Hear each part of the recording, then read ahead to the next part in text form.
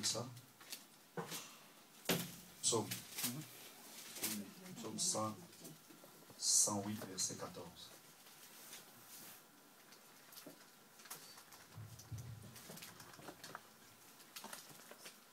Pour la gloire du Seigneur Jésus-Christ, Psaume 108, verset 14.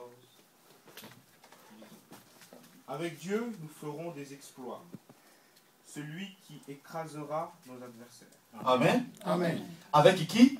Avec Dieu. Avec Dieu, nous ferons des exploits. Il écrasera nos ennemis. La Bible dit quoi? Qui va écraser nos ennemis? C'est Dieu. Et puis là, nous venons d'entendre quelque chose qui est très important. Et puis les gens se disent que non. Qui nous a délivrés? C'est Dieu? Non, ce n'est pas Dieu. C'est ce que nous venons de lire là, avant avec l'homme de Dieu. Parce qu'il y a des gens qui se trompent. Ils ont des espérances trompeuses. En disant que non, oui, Dieu a fait comme ça. Mais c'est lui-même qui a fait. Ce n'est pas Dieu. Parce que la délivrance de Dieu, quand Dieu combat pour toi, Dieu amène la délivrance jusqu'à la fin. Alléluia. Amen. Là, la Bible dit, avec Dieu, nous ferons des exploits. Des exploits, ce sont des choses qui vont dépasser ton entendement. Et puis, la Bible dit, il écrasera. C'est lui, Dieu, qui va écraser nos ennemis. Amen. Amen. J'ai essayé de faire des recherches. Comme je vous ai promis, j'ai parlé avec les hommes de Dieu. Je dis, cette année, nous allons beaucoup parler du combat. Les combats. Le peuple de Dieu doit se réveiller. Et puis, on parlait avec quelqu'un, je crois, au téléphone. Et aussi, là où ils sont, ils ont pensé la même chose que nous. Parce que regardez seulement cette année, avant d'arriver à cette année, combien de mauvaises nouvelles que nous avons eues. Alléluia. Amen. Combien de mauvaises. Un homme de Dieu m'a dit, j'ai parté, quelqu'un m'a dit, c'est un homme de Dieu qui est connu ici à Lausanne. Il m'a dit, écoutez, homme de Dieu, nous avons battu les records. Amen. Amen. Ce n'est même pas encore fini. Et ça continue. Il y a des deuils là, par-ci, par-là. Tel a perdu son père, tel a perdu sa mère, tel. Mais moi je dis, mais pourquoi tout ça? Alléluia. Amen. Pourquoi? Parce qu'il y a des moments où il y a le temps où nous avons des mariages et des mariages et des mariages. Tu as peut-être un samedi comme ça, 3, 4 mariages comme ça, des invitations par-ci, par-là. Mais cette année, c'était des mauvaises nouvelles. Un samedi comme ça, il y a 3, 4 deuils comme ça, par-ci, par-là. Mais peuple de Dieu, nous devons nous réveiller. Amen. Amen. Nous devons nous réveiller. J'ai essayé de chercher, dit Seigneur, apprends-moi à comprendre ce qui se passe là. Et puis j'ai trouvé quelque chose dans la Bible. J'ai vu dans la Bible, j'ai pris l'exemple de Josué tout simplement. Josué qui était serviteur de Moïse. Parce que nous voyons que non, Dieu choisit Moïse. Dieu fait sortir son peuple de l'Égypte. Il est conduit, mais arrivé quelque part, il dit à Moïse, ton parcours s'arrête ici. Et puis Dieu n'a pas cherché ailleurs.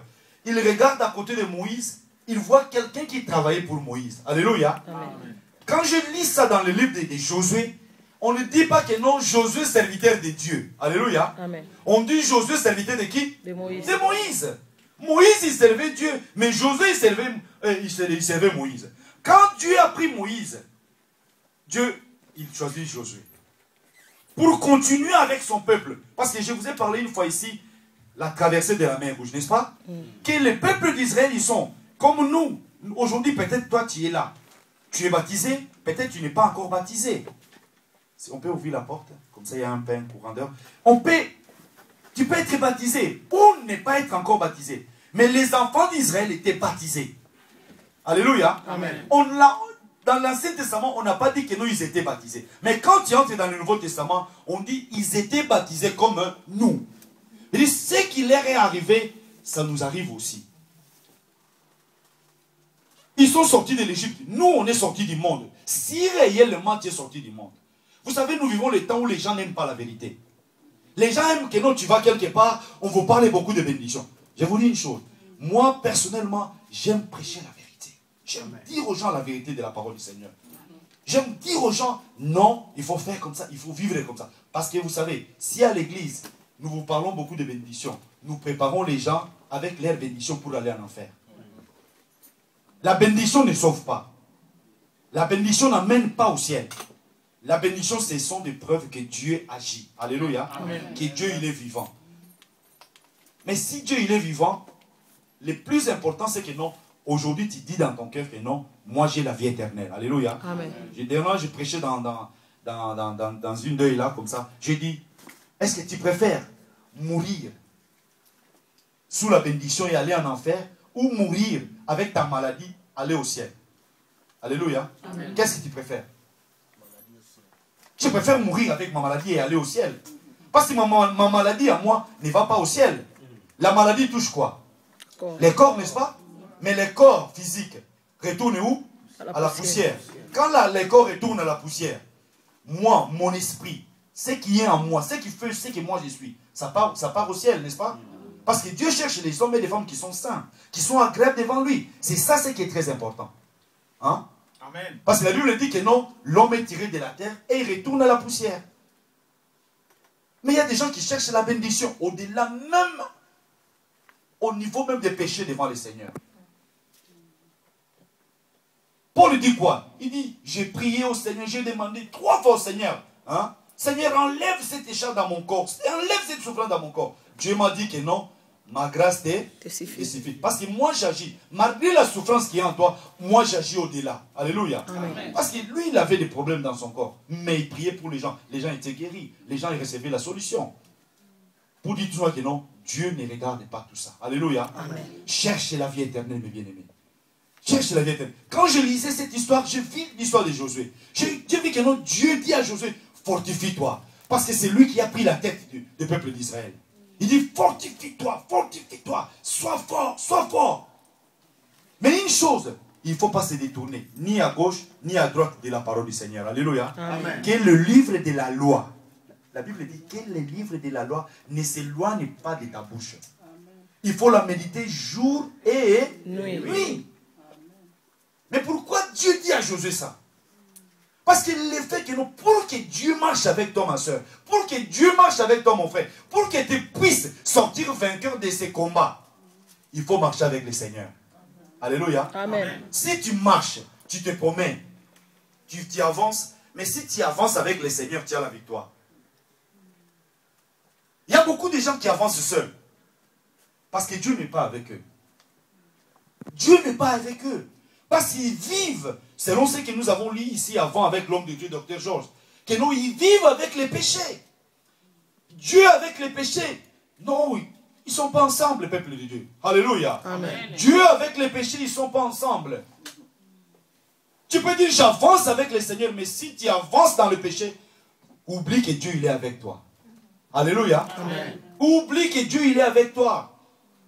Et tu vas vivre dans les combats permanents. Dans le combat permanent, il y aura des combats, il y aura des échecs dans ta vie, il y aura des échecs, il y aura des problèmes qui vont continuer avec toi. Parce que toi, tu ne marches pas avec Dieu. Mais je te conseille tout simplement, tu dois faire l'effort. Alléluia. Quand je lisais, j'ai vu quelque part, j'ai vu Josué en amenant le peuple de Dieu, quand il a fait traverser le peuple de Dieu le Jourdain. Moïse, il a fait sortir le peuple d'Israël, il les a fait traverser la mer Rouge, n'est-ce pas? Mais devant, il y avait les Jourdains aussi. À part la mer Rouge, mais il y avait les Jourdains. Mais Moïse n'avait pas fait traverser le peuple de Jourdain. Parce qu'arrivé quelque part, Dieu a dit, regarde, la terre promise c'est là, mais toi tu t'arrêtes ici. Il donne le pouvoir à Josué. Josué, il arrive devant Jourdain. Il fait traverser le peuple de Dieu. Arrivé de l'autre côté, mais bien aimé, les combats ne s'étaient pas arrêtés là. Moïse, il combattait, mais Josué aussi, il continuait. Alléluia. Amen. Parce que le fait qu'ils avançaient, les ennemis avançaient aussi. Si vous lisez l'histoire de Jéricho, je vous ai parlé ici une fois, l'histoire de Jéricho. Dieu a envoyé les espions, n'est-ce pas? J'ai parlé de l'histoire des petites, de ce tissu rouge, cette femme prostituée, qui était prostituée, qui habitait à la porte de Jéricho. Mais quand les espions sont venus, ils sont venus voir qu'est-ce qui se passe à Jéricho. Qu'est-ce qui se passe dans cette ville-là? Il a vu les géants, des choses comme ça. Mais Dieu travaillait avec le peuple d'Israël quand le peuple était soumis à sa volonté. Alléluia. Amen. Quand le peuple obéissait, Dieu était avec eux. Dieu était avec eux. Mais écoutez, j'ai trouvé quelque chose. La Bible dit, punition.